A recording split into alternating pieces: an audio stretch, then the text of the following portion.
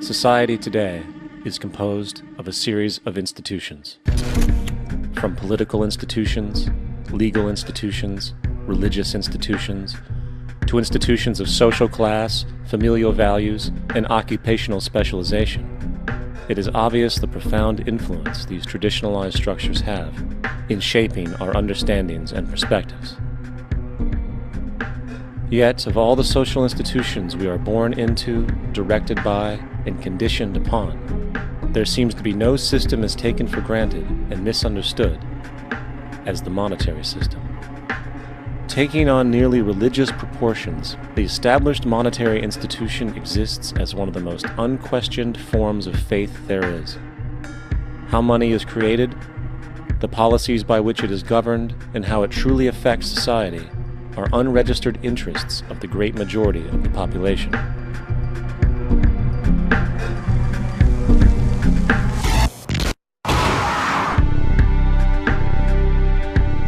In a world where 1% of the population owns 40% of the planet's wealth, in a world where 34,000 children die every single day from poverty and preventable diseases, and where 50% of the world's population lives on less than $2 a day, one thing is clear: something is very wrong.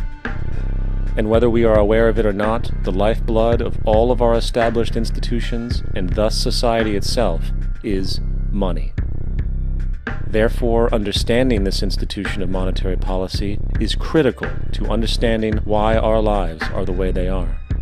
Unfortunately, economics is often viewed with confusion and boredom. Endless streams of financial jargon coupled with intimidating mathematics quickly deters people from attempts at understanding it.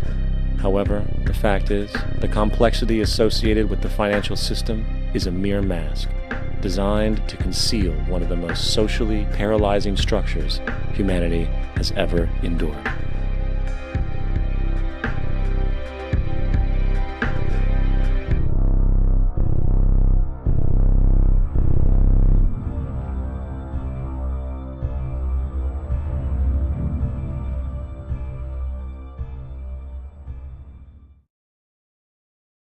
A number of years ago, the Central Bank of the United States, the Federal Reserve, produced a document entitled Modern Money Mechanics.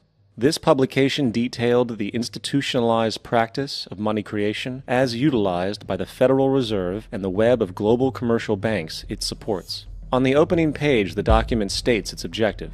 The purpose of this booklet is to describe the basic process of money creation in a fractional reserve banking system. It then proceeds to describe this fractional reserve process through various banking terminology, a translation of which goes something like this. The United States government decides it needs some money, so it calls up the Federal Reserve and requests, say, $10 billion. The Fed replies, saying, sure, we'll buy $10 billion in government bonds from you. So the government takes some pieces of paper, paints some official-looking designs on them, and calls them treasury bonds. Then it puts a value on these bonds to the sum of $10 billion and sends them over to the Fed. In turn, the people at the Fed draw up a bunch of impressive pieces of paper themselves, only this time calling them Federal Reserve notes, also designating a value of $10 billion to the set. The Fed then takes these notes and trades them for the bonds. Once this exchange is complete, the government then takes the $10 billion in Federal Reserve notes and deposits it into a bank account. And upon this deposit, the paper notes officially become legal tender money, adding $10 billion to the U.S. money supply. And there it is. $10 billion in new money has been created. Of course, this example is a generalization, for, in reality, this transaction would occur electronically, with no paper used at all. In fact, only 3% of the U.S. money supply exists in physical currency. The other 97% essentially exists in computers alone. Now, government bonds are, by design, instruments of debt, and when the Fed purchases these bonds, with money it essentially created out of thin air, the government is actually promising to pay back that money to the Fed. In other words, the money was created out of debt. This mind-numbing paradox of how money or value can be created out of debt or a liability will become more clear as we further this exercise. So, the exchange has been made and now $10 billion sits in a commercial bank account.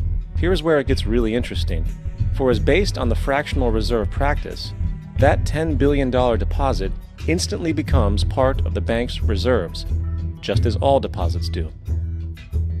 And regarding reserve requirements, as stated in modern money mechanics, a bank must maintain legally required reserves equal to a prescribed percentage of its deposits. It then quantifies this by stating, under current regulations, the reserve requirement against most transaction accounts is 10%. This means that with a $10 billion deposit, 10% or $1 billion is held as the required reserve, while the other $9 billion is considered an excessive reserve and can be used as the basis for new loans. Now, it is logical to assume that this $9 billion is literally coming out of the existing $10 billion deposit. However, this is actually not the case. What really happens is that the $9 billion is simply created out of thin air on top of the existing $10 billion deposit. This is how the money supply is expanded. As stated in modern money mechanics, of course they, the banks, do not really pay out loans from the money they receive as deposits. If they did this, no additional money would be created. What they do when they make loans is to accept promissory notes, loan contracts, in exchange for credits, money, to the borrower's transaction accounts. In other words, the $9 billion can be created out of nothing simply because there is a demand for such a loan and that there is a $10 billion deposit to satisfy the reserve requirements. Now, let's assume that somebody walks into this bank and borrows the newly available $9 billion. They will then most likely take that money and deposit it into their own bank account. The process then repeats, for that deposit becomes part of the bank's reserves. 10% is isolated, and in turn 90% of the $9 billion, or $8.1 billion, is now available as newly created money for more loans. And, of course, that 8.1 can be loaned out and redeposited, creating an additional 7.2 billion, to 6.5 billion, to 5.9 billion, etc. This deposit money creation loan cycle can technically go on to infinity. The average mathematical result is that about $90 billion can be created on top of the original $10 billion. In other words, for every deposit that ever occurs in the banking system, about 9 times that amount can be created out of thin air. Money jitters? Ask the obliging Bank of America for a jar of soothing instant money, M-O-N-E-Y, in the form of a convenient personal loan. So, now that we understand how money is created by this fractional reserve banking system, a logical yet elusive question might come to mind. What is actually giving this newly created money value? The answer? The money that already exists. The new money essentially steals value from the existing money supply. For the total pool of money is being increased irrespective to demand for goods and services. And as supply and demand finds equilibrium, prices rise, diminishing the purchasing power of each individual dollar. This is generally referred to as inflation, and inflation is essentially a hidden tax on the public.